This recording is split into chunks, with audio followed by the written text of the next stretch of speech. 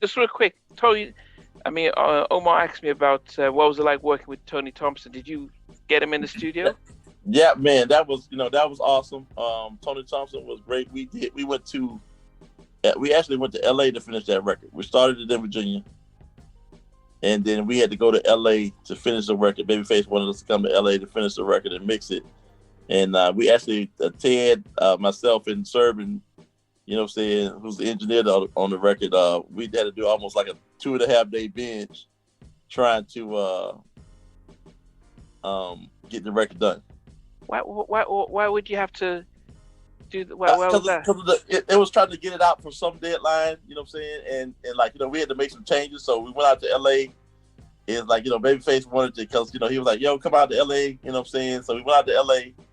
And since we were already going to go out there anyway to work with Mike, but Babyface is like, yo, why don't you just come a couple days early and let's get the record done, because we had already sent it. And it's like, the original producer, John, had some stuff that he wanted to kind of incorporate with what we were doing. So we went to LA and just finished the record there. Okay. But how was it? How was Tony? I mean, because we Tony was great, man. I mean, because I knew Tony from doing shows. So I would see them, I would see High Five with today. Yeah. Vocally, was he one of the better ones that you'd seen in a long time? Yeah, that was my dude, man. He was like one of my dudes. Wow. He had a classic album and stuff. Yeah. So, I know we rushed a little bit, but I guess a lot of fans who always remember Tony Thompson, High Five and stuff, and we know that he came out with his debut album, had a lot of big producers on it, but it didn't do as good as it should. But one of his first singles was the one that you guys sort of. But how come Babyface wrote and produced it, but then you guys came in on board? What was the reason for that?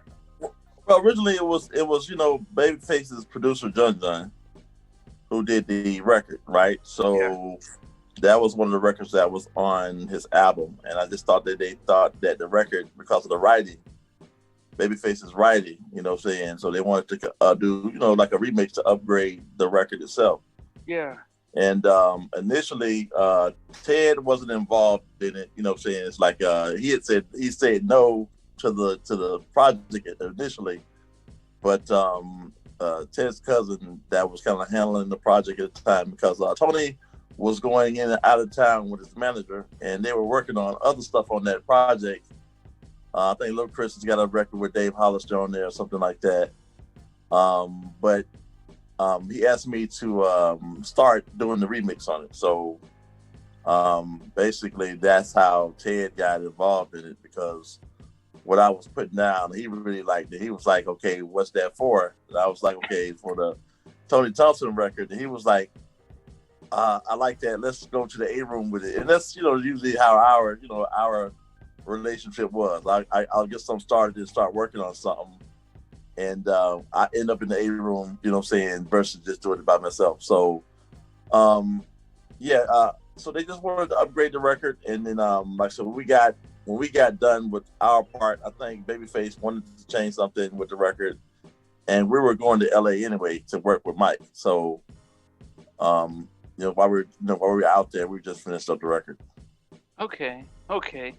Yeah. Well, what did you make of the whole album? Because I said he had, from Devontae Swing, Babyface, he had very big producers, but I don't know how it. Well, that was that time where saying that Tony was going through that little phase with the issues that he was having. So I think that, it was contributed to that, And really just basically on him, being in place to do, I guess, what needed to be done with the record, because like the record was moving pretty good. It's like, but you wasn't seeing Tony anywhere doing any like performances. Okay, that's probably why. So I think that's probably what contributed to the record not, really taking off like they wanted to, or the project not taking off like they wanted to. I think they kind of stepped back from it when he was having those issues, personal issues. Yeah. Okay. During this time, though, you guys did the Usher, I Will. Yes. So how did that come about? And with that situation, it was more or less they asked Teddy to do a record, and and the label said no. Which label? His Face? label. I think it was like was it Interscope at the time? Said no. Interscope. But he's a producer. What? I don't get it. Well, Usher was a new artist, so Ted had this like stipulation, I guess, in his contract that he couldn't really work on new artists without a certain stipulation, without certain things happening. Wow.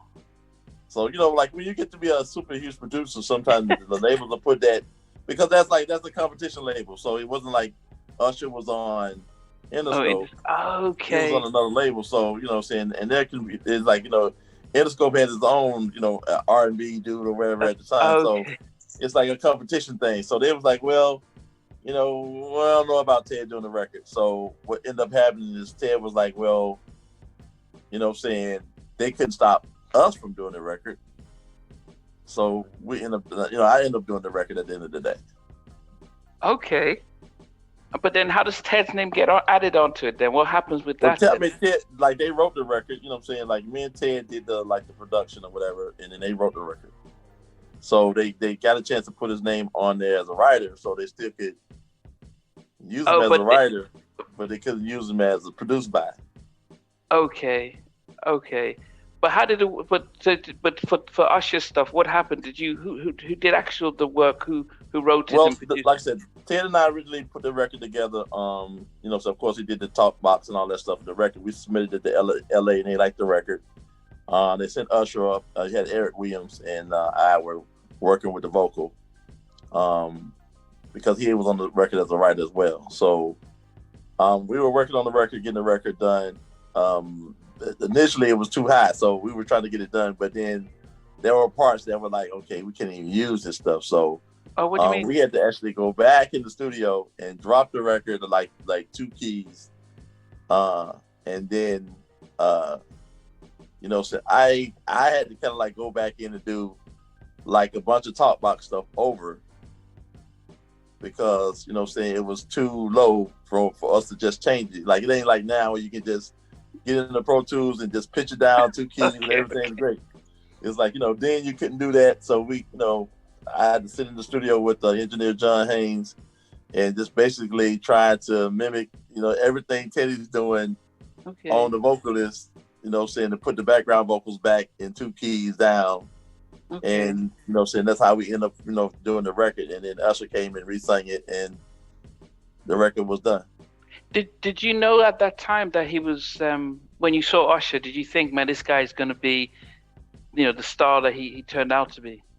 I mean, I actually had that conversation, saying like, it's like, he was like, working with us, at the time, because we were working with Teddy, a lot of cats would come to the studio and they'd be asking advice from like anybody, the producers, that were like kind of close in.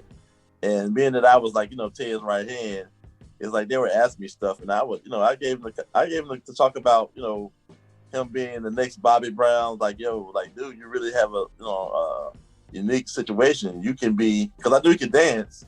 From the Usher, from the Puffy stuff, and it's like, I'm like, dude, you really got an opportunity to be like the next Bobby Brown. You just got to really sit in the records and make them your own. Oh. Yeah, that was a hell of a debut, and I think the Puffy track and the Devontae one too, the one we did with Devontae. Exactly. Yeah. So, the record, the record came out, the record took off, and it was great. It was a great situation. Yeah. Does it now, as a producer writer, when you do work on an album and it doesn't get released as a single? Do you get upset about that, or does it make a difference? It depends. It's like, it depends on how they do a record. You know what I'm saying? It's like, it depends on how the label works the record. If they're working the record and the record is not doing anything, then not necessarily, because it's like the whole record wasn't there. But if the record is good, and like, you hope you get to a point where they use one of your records as a single. You know what I'm saying? Yeah. And I think they probably would have used I Will as a single, but we had an issue with the guy that wrote Penny for Your. He was like basically it was saying like, we took the record and we sampled this record and did that record, which that wasn't that case. It was like everybody knows the cliche, saying the nickel for your thoughts, penny for your kiss, and we just they basically wrote another record. Oh. So they kind of held that record up in court with some stuff, and then so that record never came out as a single, but it was supposed to. Okay, but then did you guys won the case or? No, I mean, like at the end of the day, I mean, for me it didn't. For me it messed with some of my things at the end of the day. My funds on it for the production side, but I don't think that they handled it properly in court or whatever, and they didn't. I don't think they actually went to court and made sure that it got taken care of. So, the guy ended up winning the case, and he took a lot of the percentage of the record as far as the writers. Wow, yeah, because that I asked people to vote for some of your top productions, and that was by over 50%. Most people prefer that track to some of the other things that you did. So that was Usher.